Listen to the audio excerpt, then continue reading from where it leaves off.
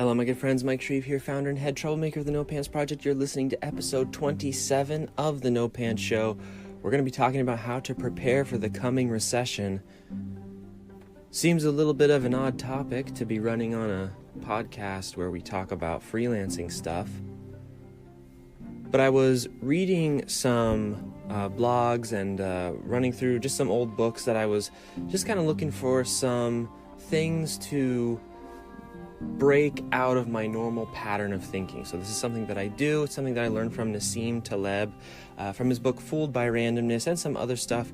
Basically, what happens is we oftentimes get in a rut of thinking. We go to the same sources. We have the same discovery path, which is to say we approach problems in the same way. And every once in a while, I like to sort of knock that loose. I listen to people I maybe wouldn't listen to. I read books I wouldn't normally read, or I revisit books, or I revisit journal entries, or any of these things.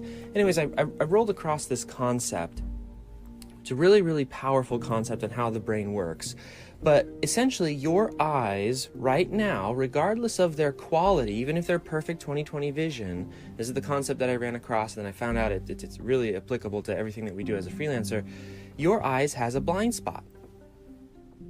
There is a spot in your eyeball and in your field of vision where, if your brain wasn't lying to you, you would constantly see a black dot because it doesn't actually take in light information. So let me see if I can explain this very, very simply.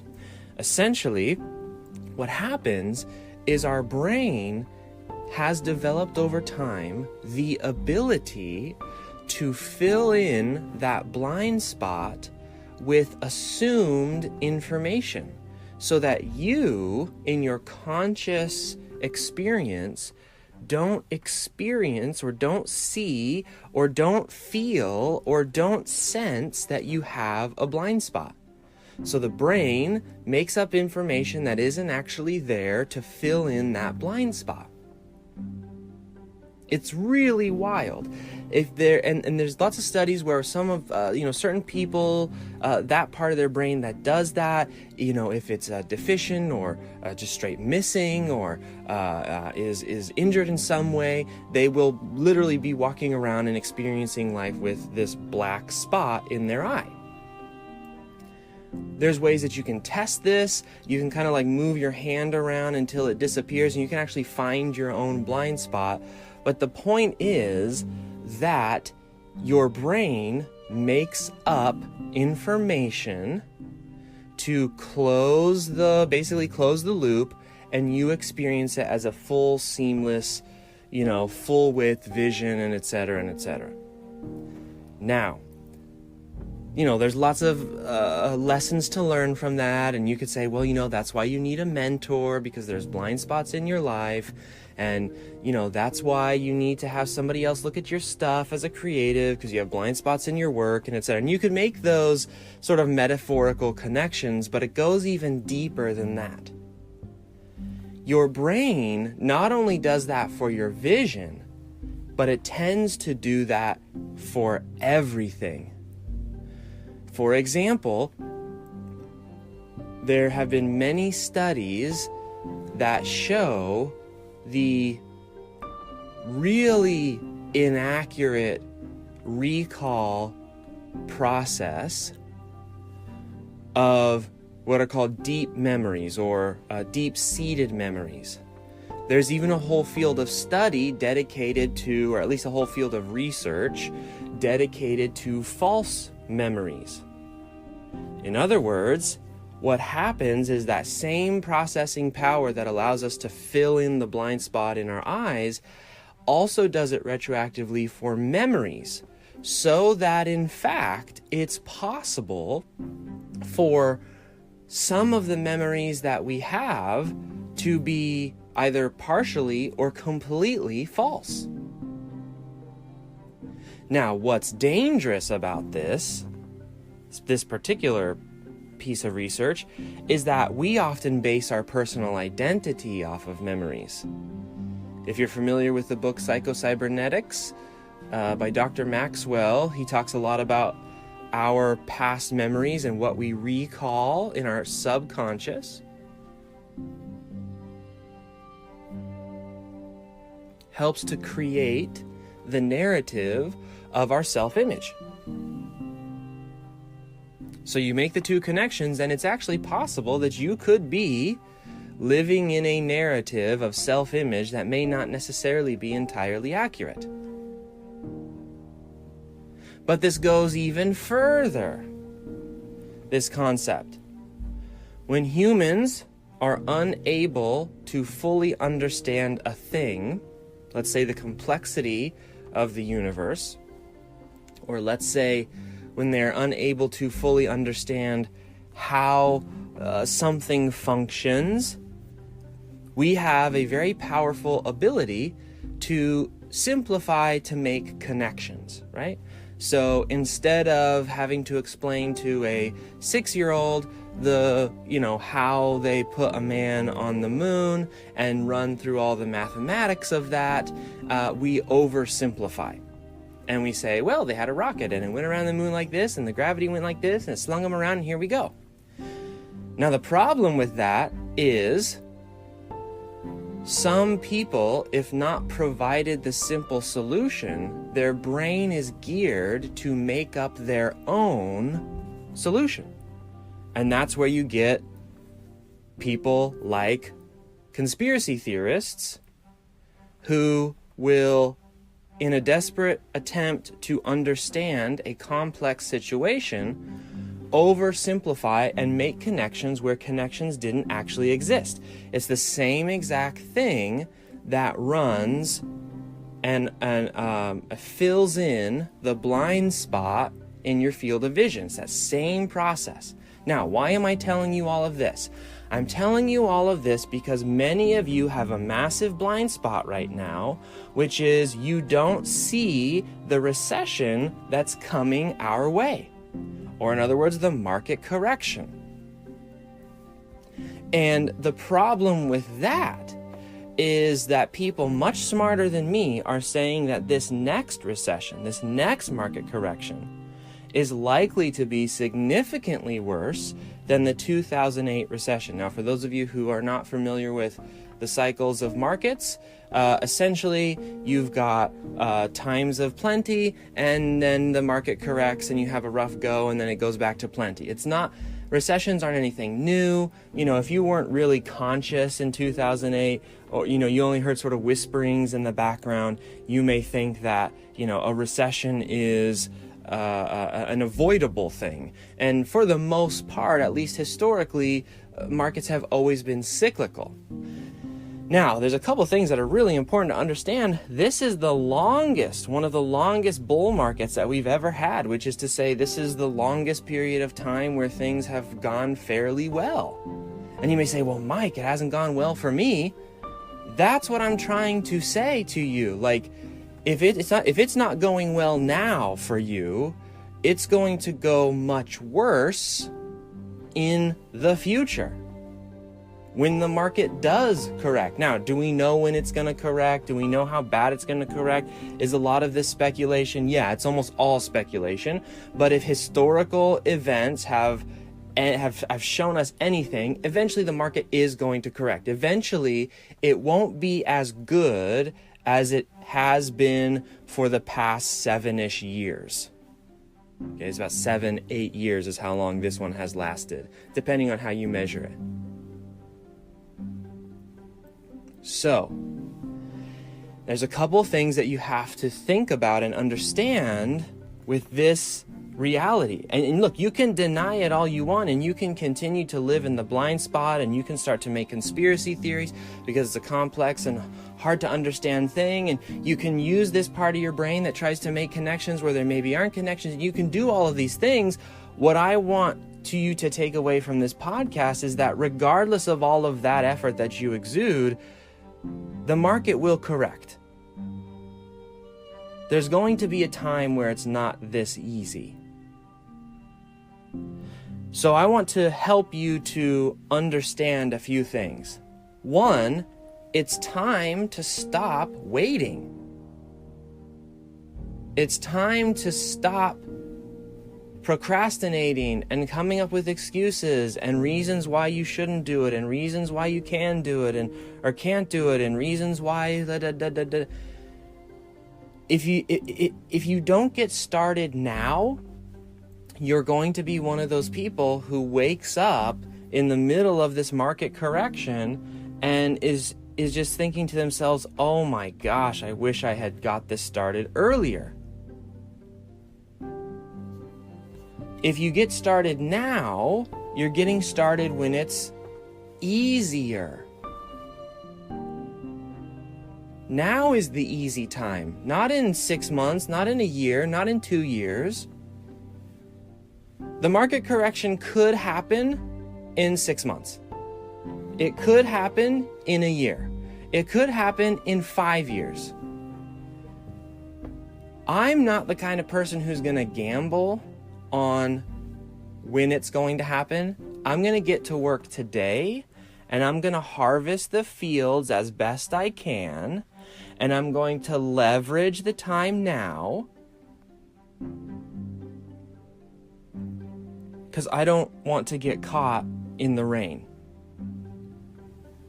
Right now, Facebook ads are as cheap as they will ever be again. Are they more expensive than they were? Yes, but this is also significantly cheaper than they're going to be in a year or 2 years or 5 years. Email marketing is as good as it's ever going to be again. Why? Because more and more marketers are using it, and so, marketers ruin everything, and it's becoming less effective.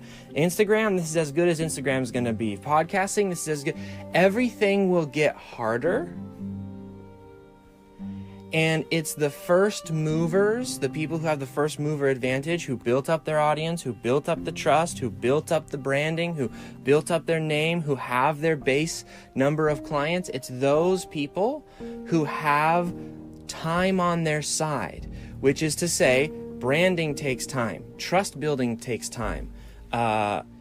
Just look at the podcast, right? This is only episode 27. We've done 27 episodes. We haven't blown up, and it's not made me multi-millions of dollars yet. It takes time. It takes a lot of input to build that deep level of trust, to build the audience, to build the kind of connections and clientele that could withstand a recession. Now, it doesn't take months and months to get your first client. It doesn't take months and months to get your first project. It takes in our programs, there are people who are doing it in a couple days from scratch. 0 to first clients in just a couple days. Or 0 to much better clients in 2 weeks. What I'm talking about here is preparation for the recession. When the recession happens and the clients that you have, and hopefully you have clients by the recession, you don't wait until the recession to build up your clientele. The clients that you have, they are going to have to make some very difficult decisions. That's what's important to understand, is they are going to have to make difficult decisions. Do I think that we're going to, dump into a depression and everyone's going to have 30% unemployment and, half of everybody's going to get laid off from their job? I don't know that we're going to be there exactly,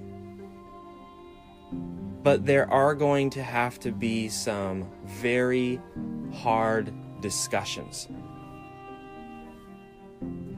If your business is not so connected to your clients, meaning you've been with them for months or years. This is why I say you need long-term clients, not this gig-to-gig freelancing stuff, because there's an element of loyalty, there's an element of trust. If you position yourself correctly in a client's business, what can happen is when they make the rough decisions and they're looking at their spreadsheet and they're looking at who do I need to let go? Where can we reduce expenses to survive this, downturn until things start looking good again? If you can be the person who has consistently and frequently proven that you are there to help and to serve, and you have done so in a non-greedy, non-abrasive, or at least less transactional way, when it comes down to let's look at our spreadsheet and start checking off names, if they see you as part of the family, you've made yourself that much safer. Now, when the recession hits, you might have to take on a little bit more of a load to retain your clients, but that's a pretty darn good trade-off as opposed to getting fired. For those of you who don't have a business, this is the problem. Because if you don't have a business and you're working for a corporation, you're working for, some other kind of business where they don't have that same intimacy that can be afforded between between client and vendor, client and freelancer, when you can build those kinds of relationships, you're just a number on a spreadsheet. And my dear friends, I grew up, first 18 years of my life, with my dad in manufacturing during the great exodus of manufacturing. Which is to say, my dad was just a number on a spreadsheet, and every couple of months, we're packing up the house and moving and going somewhere else. Not because my dad wasn't a hard worker. My dad's the hardest worker I've ever met. He's always been excellent at what he does. He's always been the top person in his workplace. He always gets the promotions. He always gets all these things. He's a very, very good worker. But there were market forces at play, which is to say, the United States began to ship all of the manufacturing jobs overseas. My dad was you could say victim. He would hate that word, but he was part of the downsizing of America. Just the other day, I was watching a very short YouTube clip on, I can't remember where it was. I want to say it was Iowa, and one of I think it was the Chevy Cruze, the entire plant shut down because the company isn't doing well, and they shut down an entire plant. And they were, of course it's the news, so they definitely wanted to sensationalize it, but it was still very interesting in that they were interviewing this family who had a special needs child, and the family was like, I don't know what we're going to do. I'm not trying to scare you with this. I'm trying to help you to get off of whatever distractions, whatever excuses, whatever mind trickery is going on that is preventing you from reaping while it's easy to reap. The field is plentiful right now. You don't even need to be that good at marketing or branding or getting clients or closing sales or any of these things to get clients into your business. If you're waiting for the perfect moment to get started, I would suggest to you that this is it. It's likely not going to get better. Now, for those of you who are worried and you're thinking, well, I better keep my job then if a recession is happening. Again, remember, there's no security in a single income source during a recession. If your job is the only source of income that you have, and there's a recession, and you're fired, and everybody else is getting fired, going to be real hard to replace that one. That's why the number one is a very dangerous number in the world of business. To contrast that with client getting, if you create a good enough offer, you could have 3, 4, 5 different clients who are all paying you $2,000, $3,000, $4,000, $5,000 a month. If one has to shut down, fine, you have control of whether you want to replace it or not. It might not be easy to do so. I don't want to paint the picture that, recession is fantasy land for freelancers, but you at least have the ability to do so.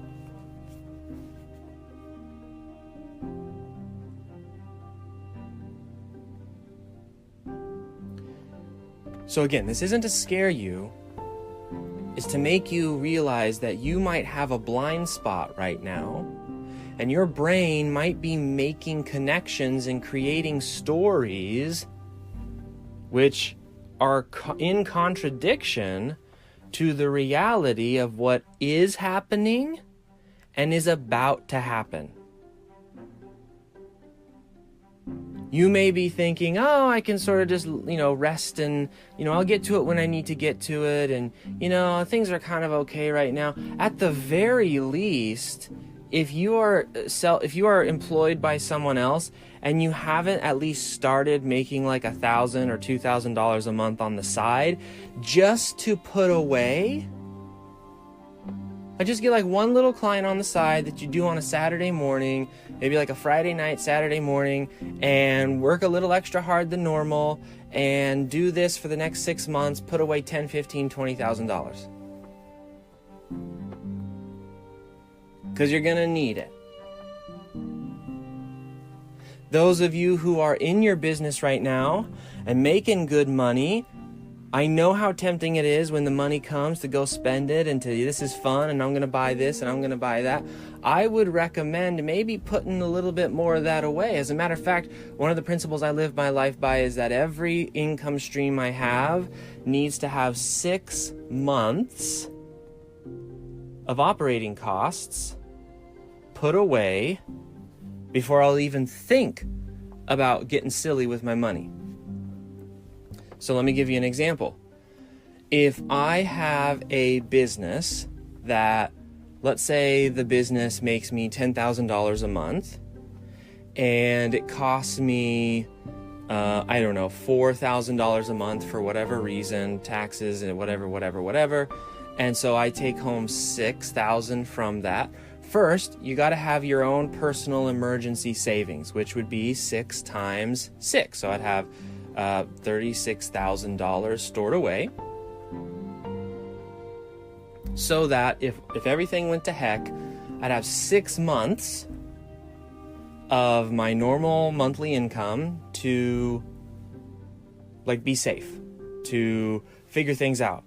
Or just if a personal thing happens, I could take a month off, an entire month, and just use that savings and I'm okay and everything's fine. I can make adjustments in the business and et cetera, and et cetera.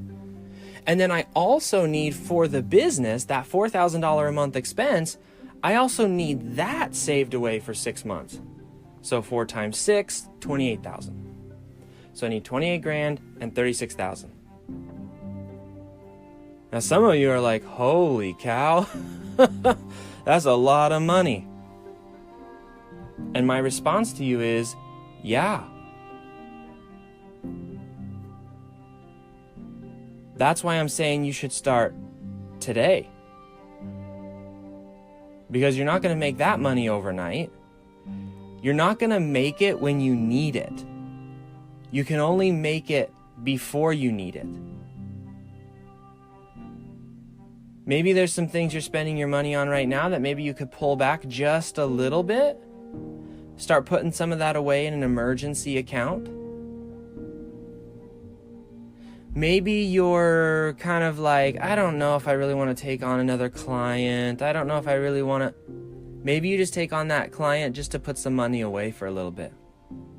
Now, obviously, don't do it if it makes you horribly miserable, because then it'll ruin your entire business, because you'll hate your business. And then when you hate your business, you don't grow your business. When you don't grow your business, it doesn't make any money. And now you're in a situation where you need the money because you ran your business into the ground. I'm not saying that. I'm just saying, if there's a little bit here, a little bit there, you can kind of piece together maybe a nice little client here, a nice little client there.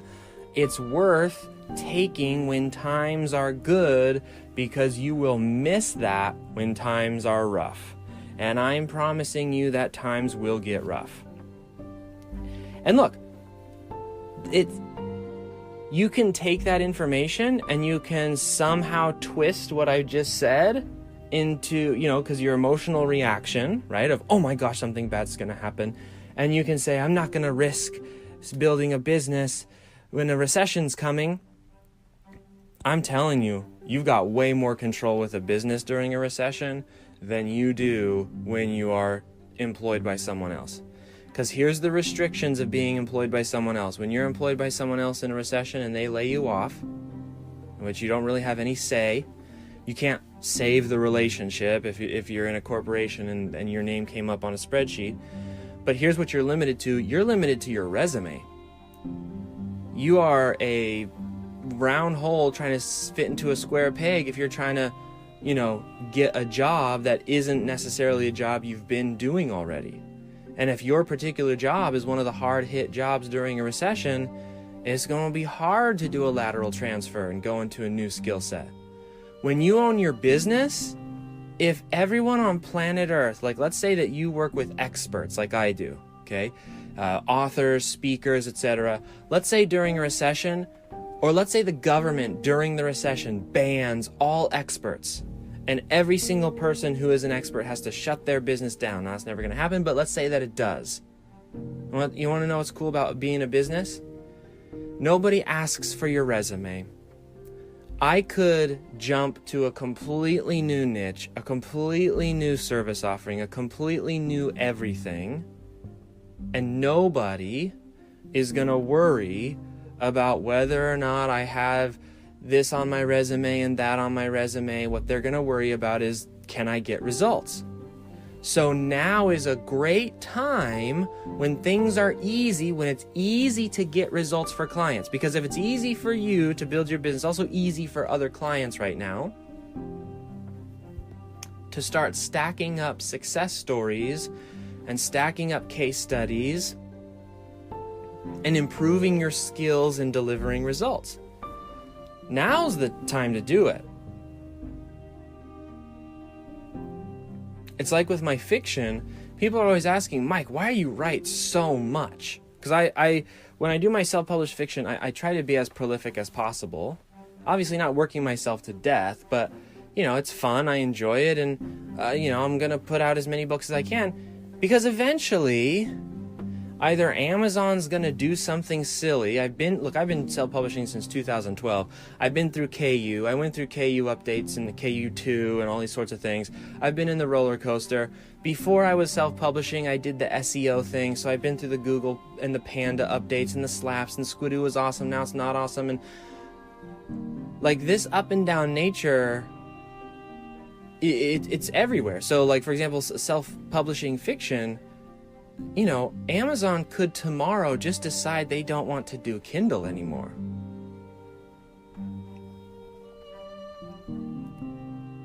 They could decide tomorrow that in order for them to sell more Kindles or sell more of their other stuff or whatever strategy they have, they just, like maybe they're trying to beat Elon Musk and they need an extra $1 billion for their rocketry stuff.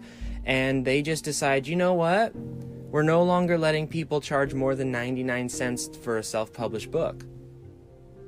Whew, that's going to change some people's lives. There's going to be a lot of authors who are making money off their $2.99, $4.99, $6.99.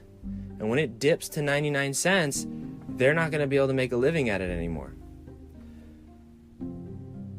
Now, I realize most of you aren't self-published fiction authors, and I'm just trying to share with you another example of it's not just the recession that you have to think about.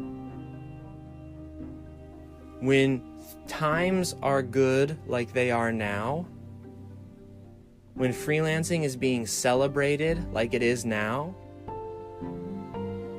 in the next 5 years or so, half of the people who work are going to be freelancers. That's when freelancing isn't going to be as cool anymore. That's when it's not going to be as novel anymore. That's when you're going to have more competition. That's when, it's not just the recession. Frankly, I think the recession is going to force freelancing on a little bit more. So you ought to get started now so you can have those few clients that you work with for years and years and years. I've got clients who have been with me for 6, 7, 8 years. And we've been through some stuff together, ups and downs, numbers, and all of that jazz.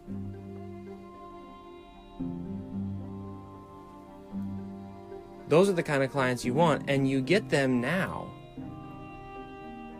Not when things are hard. Because when things are hard, people's decision-making changes. Because they're human beings, and they're irrational, and they're emotional.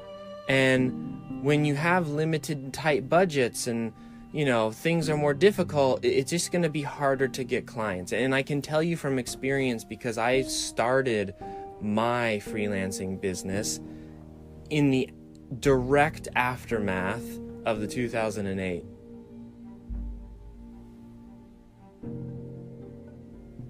recession.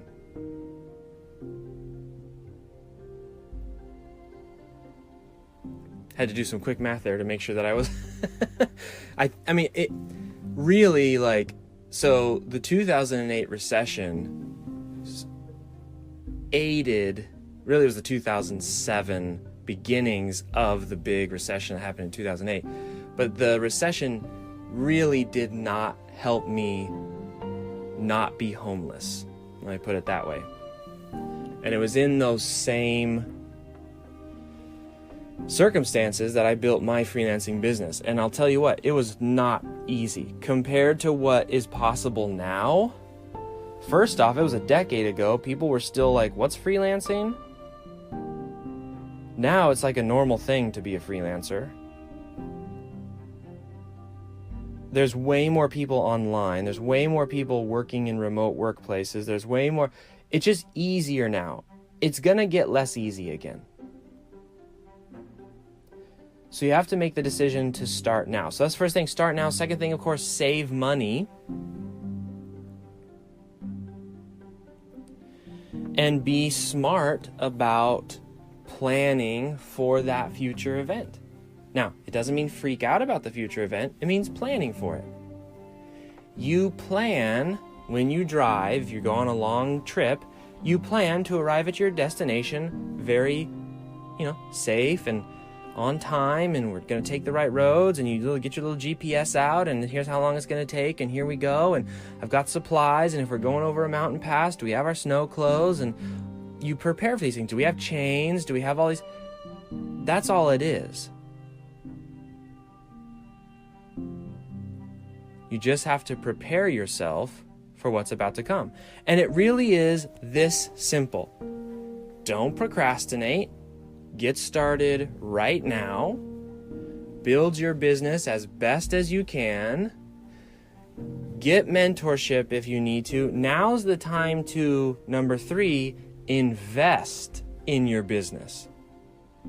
Don't wait to invest in your business when your business is in failure. Invest in your business when it's in growth so that you can live the long-term benefits of that initial investment. It's best to invest when times are good and things are still growing. You don't want to invest when things start to slide down. And like the idea of the eye having a blind spot, get a mentor.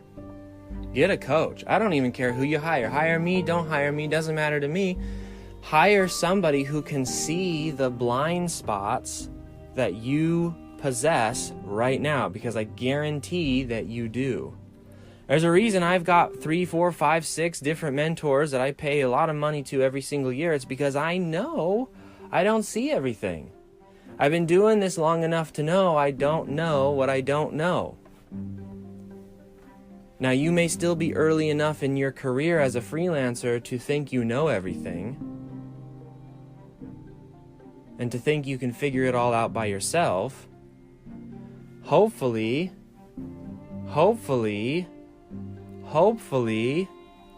something will happen, something will change your mind. You'll think a thought or whatever which will give you enough wisdom to realize that you don't. And then to also realize that that's okay, and that you don't need to know everything, and you don't need to have all your blind spots filled to be successful. But there are people who can help you to accelerate your results by being that extra pair of eyes and brain and etc. to help you see where you might be, filling those blind spots with stuff that's not real.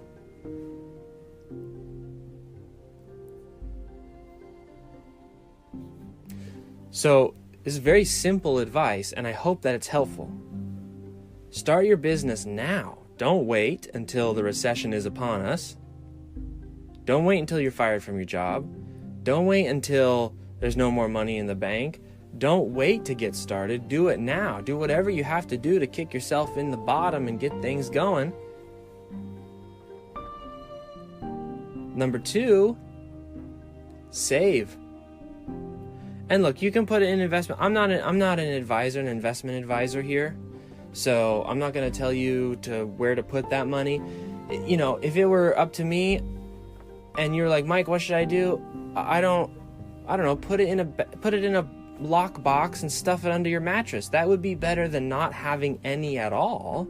Certainly don't wait to accrue some savings because you're too worried about how am I going to invest it and grow it. Just put some away. That's better than nothing. And you're going to love that money when the recession happens and you've got some cushion. You've got the 3 months, the 6 months, maybe if you're really adventurous, a year of living expenses. If you were to take that, maybe, you know, for example, like my wife and I, we have a plan where, you know, we have our savings and it's a bit more than 6 months for our average monthly expense, right? We also have a plan of what we can do to have our monthly expenses in some kind of emergency. So we stay relatively, liquid isn't the right word, but flexible in a lot of our major monthly expenses so that if there is something like a recession, we have the ability to make adjustments so that we can go from what we currently spend per month now to half of that if things are bad, which essentially turns our 6 month savings, which is more than 6 months, but for our sake of example, our 6 month savings into a year's savings. So, number 1, get started. Number 2, save. And number 3, invest now. If you got to take out a little tiny little bit of loan, whatever, that's fine. I don't normally recommend people taking out loans. And that's mostly just because when people take out loans and they haven't made the decision about whether they're going to do something or not, and they take out the loan and they think that buying something is going to solve all their problems and they don't want to work for it, and I don't recommend that. But if you're serious and you're committed and you're ready to go, there's no reason you can't utilize credit like all businesses do to grow your business. I've leveraged credit a couple times in my own business. Now, again, I don't normally recommend this because I think most people are misguided. When you leverage credit to make an investment in your business, you better have a clear plan. You better make sure there's somebody there to help you to make that happen, etc., etc. So again, get a mentor, get someone with a plan before you start thinking about leveraging credit. But whether you leverage credit or not, now's the time to make the investments. The investment of time, the investment of energy, the investment of money to grow your business, because it's going to be much harder to do when the recession hits. It's just going to be harder to do. The investments won't be as easy to get a return on during a recession. So let's say, for example, right now you spend $1,000 a month on your Facebook ads, and that $1,000 a month fills up your email list. You're emailing your email list. You get 2 to 3 clients a month from that $1,000, and you get $2,000 to $3,000 a month from your clients. Wow, that's a really good investment. And that's because times are really good. In the middle of a recession, when the Facebook ads are more expensive and people are less likely to buy, that same $1,000 might only get you 1 client at $2,000 a month, or maybe even 0.5 clients at $2,000 a month. So yeah, sure, there's still a positive ROI, but it's not nearly what it was today.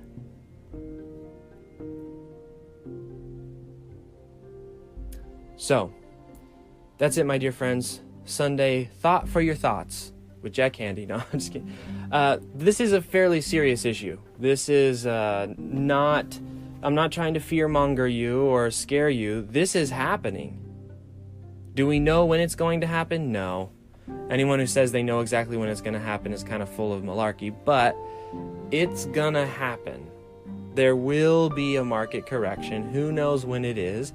And if you aren't prepared, you're going to be sad that you listened to this whole episode and didn't do anything about it.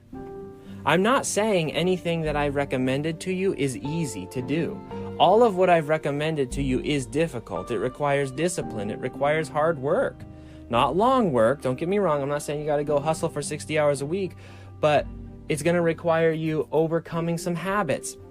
It's going to require you to change your mindset. It's going to require you to get through the hard things. It's going to require you to stop jumping from shiny object to shiny object. It's going to require a lot of growth.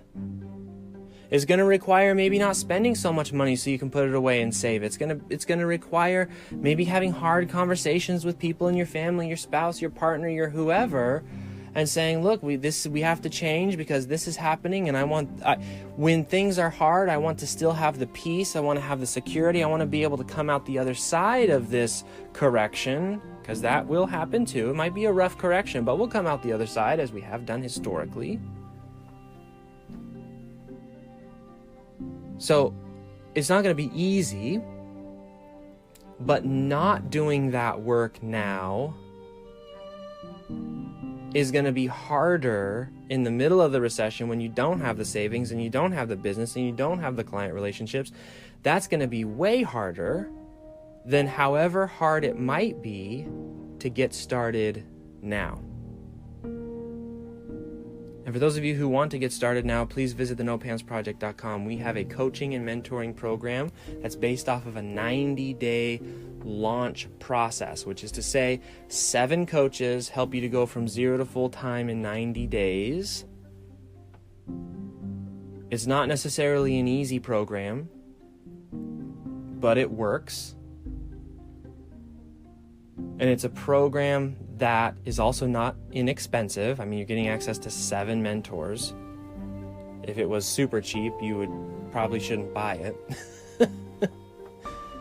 Because they're probably not worth their salt, the mentors who are in a program that's super cheap. But if you're looking to get started, if you're looking to get going, if you're in one of my programs already, time to turn it on a little bit. Let's get going. Let's get you set up. Let's do it while it's easy so we can be prepared for when it gets hard. So that when it's hard, we are ready and in a position with backups on backups and cash over here and cash over there and clients over here and clients over there. A big email list of people that we can... Let's get started now. All right, my dear friends, that was episode 27, How to Prepare for the Upcoming Recession. This has been Mike Shreeve for The No Pants Show. Please visit us at thenopantsproject.com to explore some options and to see how I built my business to $26,500 a month and beyond. We're in multiples of that these days. I hope this has been helpful. And don't wait. Whatever you do, don't wait. I don't really care what it is that you do. Do something and do it today, not tomorrow, right now, today. All right, my dear friends, I will see you tomorrow.